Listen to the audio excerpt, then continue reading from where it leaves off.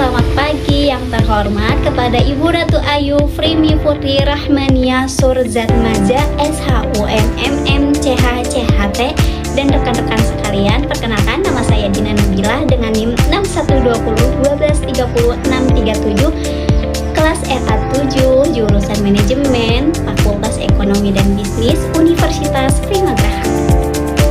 Nah, pada kesempatan ujian akhir semester genap tahun akademik 2026 ini, saya akan membedah sebuah mahakarya sistem manajemen kinerja global, yaitu Instruksi Sistem OKR atau Objective and Key Result Google Corporation dan replikasinya bagi akselerasi kinerja organisasi di Provinsi Banten.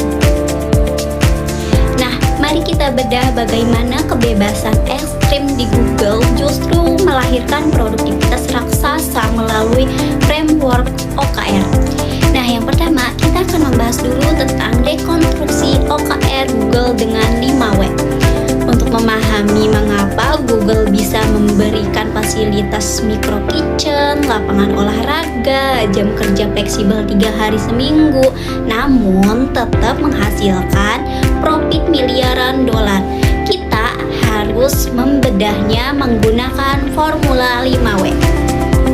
Yang pertama ada what. Apa itu OKR di Google? OKR atau Objective and Key Result adalah kompas eksekusi Google.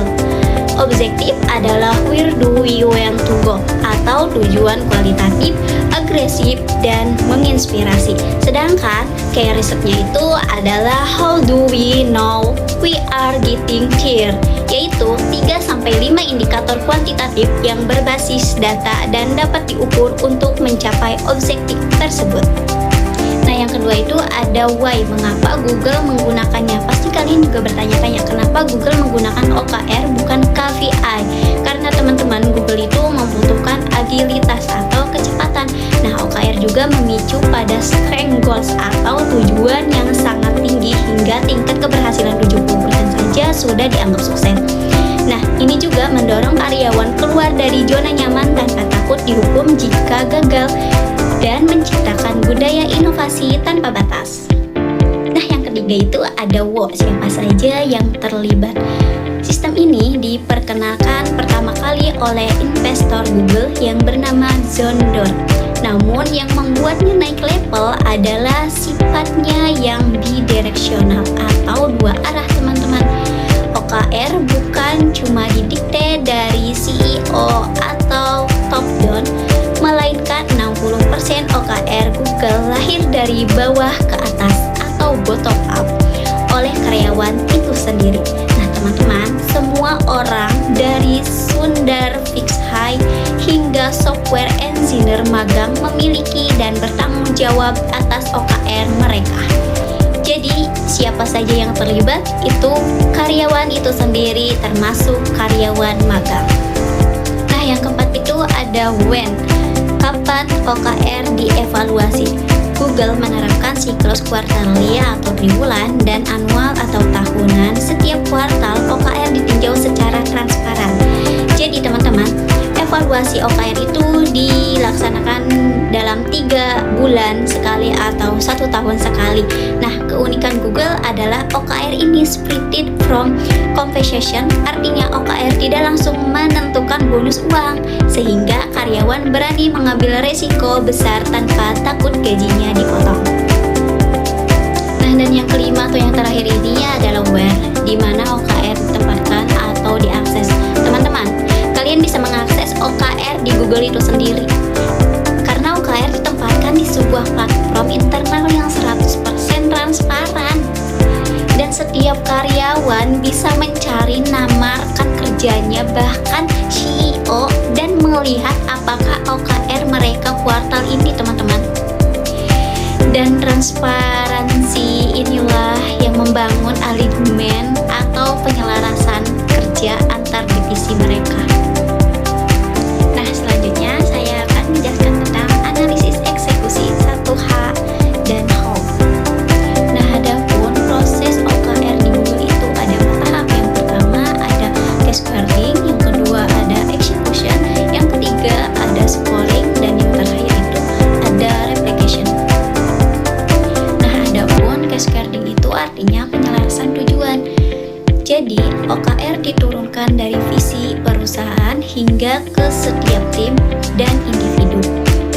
Jadi intinya seperti komponen OKR atau visi dan misi Google diturunkan ke tim OKR atau setiap divisi atau tim.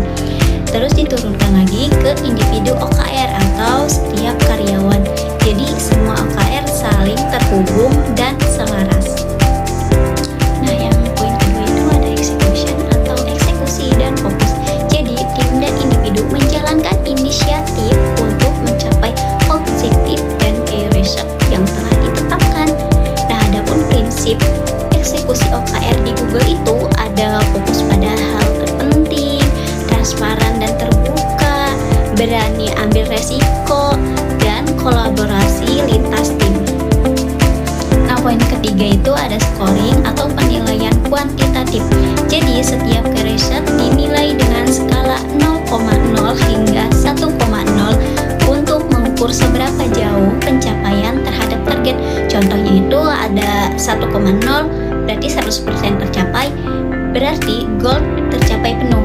Adapun 0,7 70% tercapai, berarti sukses, target ambisius tercapai pada level strength goals. Adapun 0,5 berarti 50% tercapai, artinya progres tengah jalan. 0,3 itu 30% tercapai, berarti perlu perbaikan signifikan nih. Dan yang terakhir itu ada 0,0 atau tidak ada pencapaian, teman-teman. Nah, poin yang terakhir itu ada replication atau refleksi dan pembelajaran. Jadi, tim melakukan replikasi bersama untuk belajar, merayakan kemajuan, dan menentukan langkah berikutnya.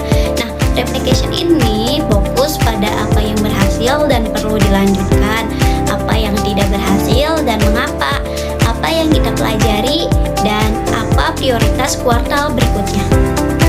Nah, jadi intinya teman-teman, OKR Google adalah siklus berkelanjutan yang memastikan semua orang bergerak ke arah yang sama, mengeksekusi dengan fokus, mengukur progres secara objektif, dan terus belajar untuk menjadi lebih baik. Nah, lalu bagaimana cara konkret Google menerapkan OKR untuk menciptakan kinerja tinggi di tengah fleksibilitas yang sangat longgar? Nah, teman-teman, ada 3 pilar utama OKR Google lakukan. Yang pertama ada sistem penilaian atau scoring. Adapun scoringnya itu ada 0,0 sampai 0,3, artinya target jauh dari tercapai dan perlu melakukan evaluasi strategi dan eksekusi. Selanjutnya itu ada 0,6 sampai 0,7 disebut dengan zona emas Google karena target cukup ambisius dan sebagian besar tercapai. Nah, ada juga nih yang 1,0, semua target tercapai, tetapi bisa jadi itu permasalahannya karena bisa jadi objektif yang dibuat kurang menantang. Nah, selanjutnya itu poin kedua ada keseimbangan otonomi dan akuntabilitas. Nah, teman-teman, OKR di Google itu memberikan kebebasan bagi karyawannya seperti kerja fleksibel, work from anywhere, energy food, dan fasilitas kantor yang tersedia. Nah, fasilitas apa aja sih yang disediakan di kantor Google tersebut? Mungkin kalian bisa melihat cuplikan video kakak yang satu ini. 8 fasilitas kantor Google Indonesia yang bikin pengen kerja di sini. Yang pertama ada nap room alias kamar tidur siang guys, nih kayak gini. Jadi udah disediain sampai matras-matrasnya juga. Kedua ada game room. Di sini kamu bisa main, tempatnya luas dan ada PS5-nya, coy. Lanjut lagi ada ruang band. Di sini buat kamu yang suka musik, kalian bisa main alat musik, semua alat-alatnya lengkap. Kalau favorit aku sih drum ya, walaupun gak bisa main. Lanjut ada pantry rasa supermarket, kalian bisa ambil snack-snacknya di sini. Plus ada mesin kopi segede gentong kayak gini lengkap. Lanjut lagi ada playing room yang super estetik nih, cakep banget ya. Next ada massage room, kalian bisa pijit di sini. Yang ketujuh ada kantin karyawan yang kayak restoran hotel. Lanjut lagi ada ruang meeting. Nah, itulah beberapa fasilitas yang disediakan oleh kantor Google, teman-teman. Tetapi dengan fasilitas yang sangat memanjakan karyawannya tersebut, itu bakalan ditukar dengan akuntabilitas OKR yang harus jelas, KR harus terukur, dan hasil yang bisa dipantau, teman-teman. Jadi intinya kalian bebas menentukan cara bekerja, tetapi hasil yang dijanjikan dalam OKR harus dapat dipertanggungjawabkan. Nah, poin yang terakhir itu ada budaya CFR atau comparison, feedback, dan recognition. Adapun percakapan itu bertujuan untuk menjaga arah OKR agar tetap terarah dan mencapai target. Yang kedua itu umpan balik, di mana kita memperbaiki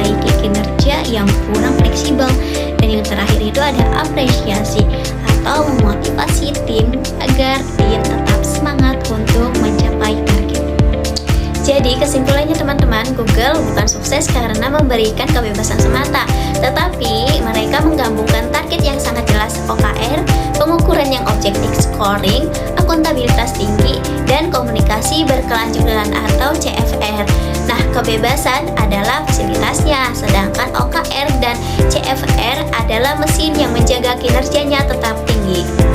Nah, sebagai penutup, mari kita bawa sains manajemen kinerja ini ke ranah lokal. Nah, apa saja sih pembelajaran yang dapat diambil oleh perusahaan-perusahaan di Provinsi Banten, baik industri manufaktur di Cilegon dan Tangerang, hingga sektor jasa dan UMKM di Serang dan Lebak dari kesuksesan OKR Google.